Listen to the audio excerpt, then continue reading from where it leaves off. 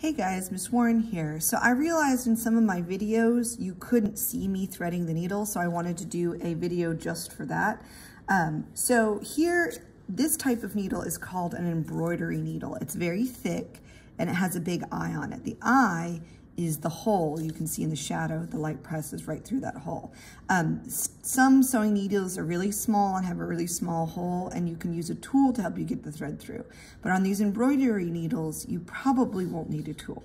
So I'm gonna take the bobbin, which is this little spool of thread. That's what you call the small spool thread. And I'm gonna pull a little bit of string out. Now, you can pull and break the thread, but then a lot of times the end is fuzzy and it's harder to pass through.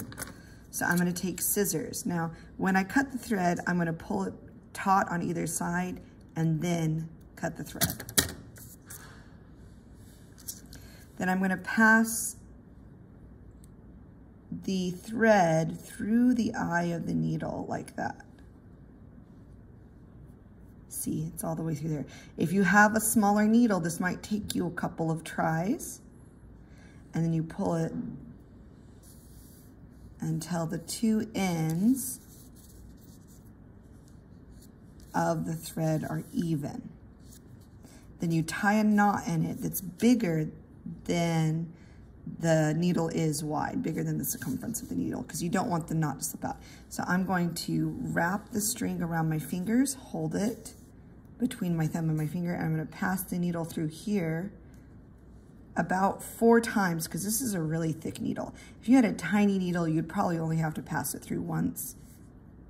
And there's different ways to tie a knot in the end of your thread. This is just the way that I find easiest. So there, I've got a little knot at the end. So there, your needle is threaded.